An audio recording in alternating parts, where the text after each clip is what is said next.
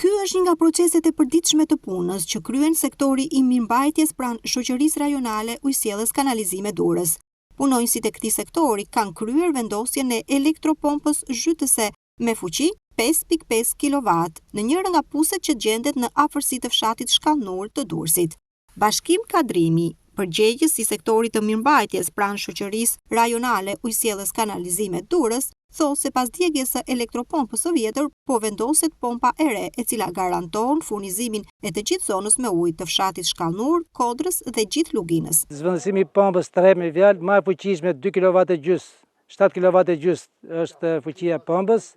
Ndrimi i pompës dhe nga që Shkallnuri nalt ka depon, që ujë ke depo sipër, shpërndan Shkallnurin e vjetër, Kodrën nga krahu Bregu Detit, Luginën këtu poshtë që jemi ne përballë, edhe pjesën e poshtme, 2 kanat e pjesën e poshtme, marrin ujë me vjerë me këtë pompën këtu. Janë 2 pompa që punojnë, 2 puse funksionojnë këtu.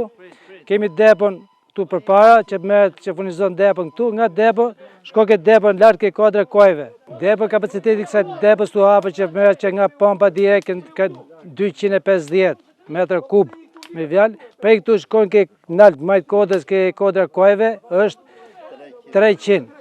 Furnizimi i kësaj zone me ujë realizohet nga 2 puse të cilët e dërgojnë ujin fillimisht në depon me kapacitet 250 metra kub dhe më pas uji dërgohet në depon tjetër në Kodër me kapacitet 300 metra kub.